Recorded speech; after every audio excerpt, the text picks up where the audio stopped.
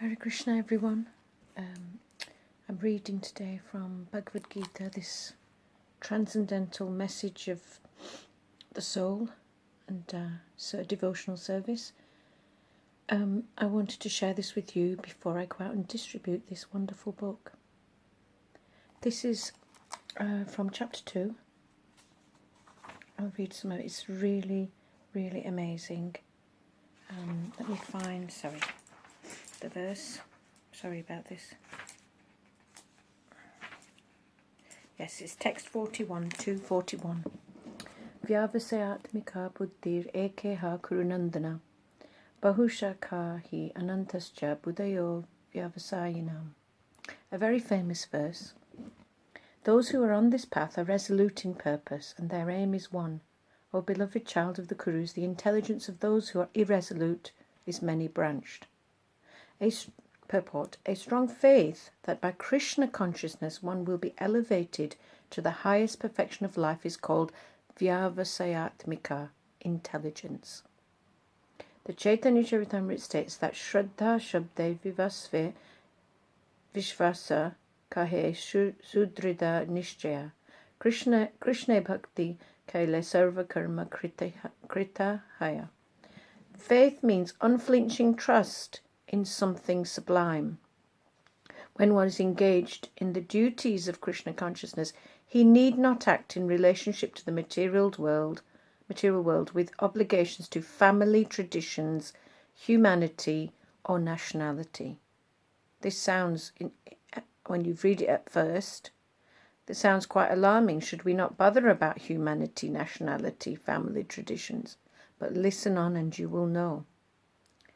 Prabhupada is not saying we should not bother with them, but listen, how can we become perfect in them? Fruitive activities are the engagements of one's reactions. I'll read that again. Fruitive activities are the engagements of one's reactions from past good or bad deeds. When one is awake in Krishna consciousness, he need no longer endeavour for good results in his activities.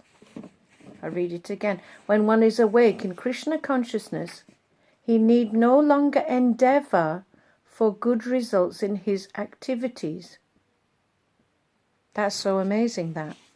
Here we are endeavouring in the material world to be good, kind, compassionate, humanitarian, nationalistic, following family duties, varnashram duties.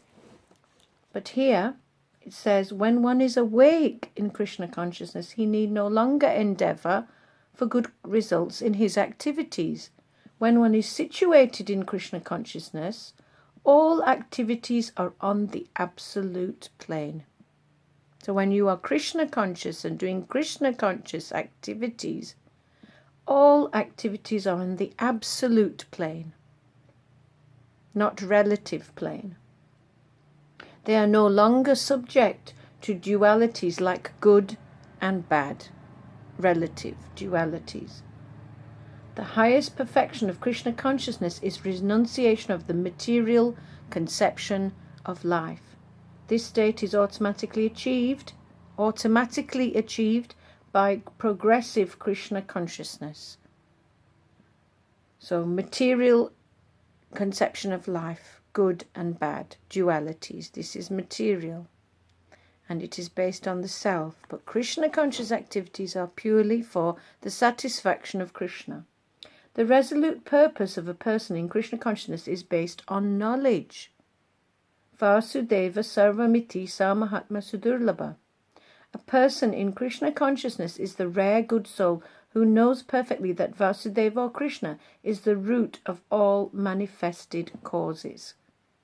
As by watering the root of a tree, one automatically distributes water to the leaves and branches, so by acting in Krishna consciousness, one can render the highest service to everyone, namely self, family, society, country, humanity, etc.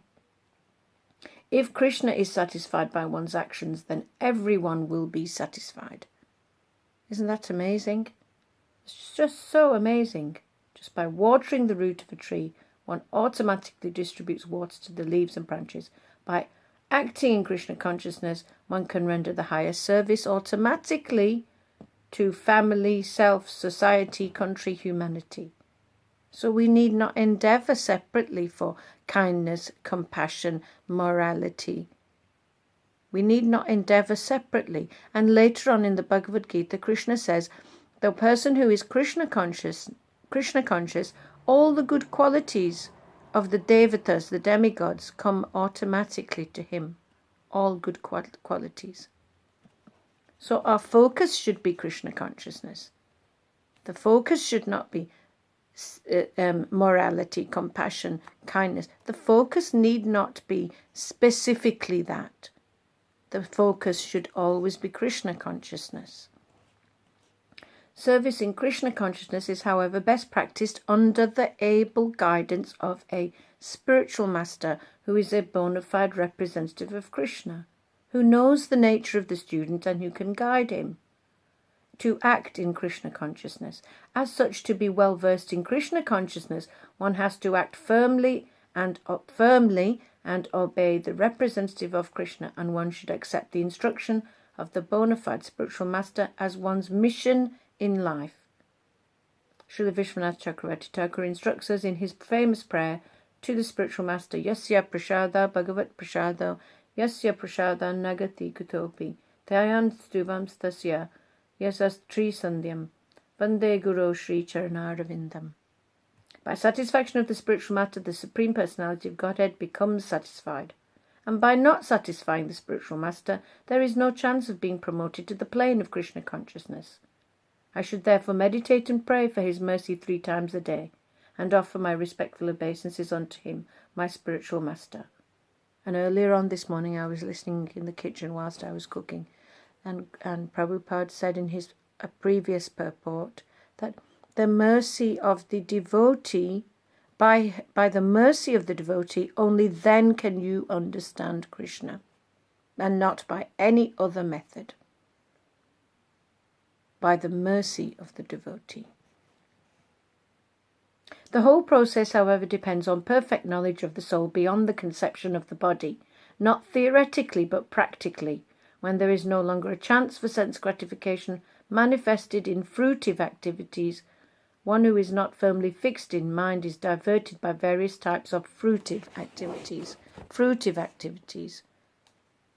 These are activities that you do, karma kanda activities, goodness that yield a good result, a pious result, charitable result, or it could be those kinds of activities that yield a result, a profit to oneself, or one's country, or one's family. And here, later on, I will tell you that text 48 of this same chapter, listen to this. I will read the last bit of that purport. Unless one satisfies Krishna, one cannot correctly observe the principles of varnashram dharma. One cannot observe the principles of varnashram dharma. Arjuna is a Kshatriya, and as such he is participating in Varnashram institution. It is said in the Vishnu Puran that in the Varnashram, the whole aim is to satisfy Vishnu. No one should satisfy himself, as is the rule in the material world, but one should satisfy Krishna. So there we have it, a very amazing purport. So thank you for listening. Hare Krishna.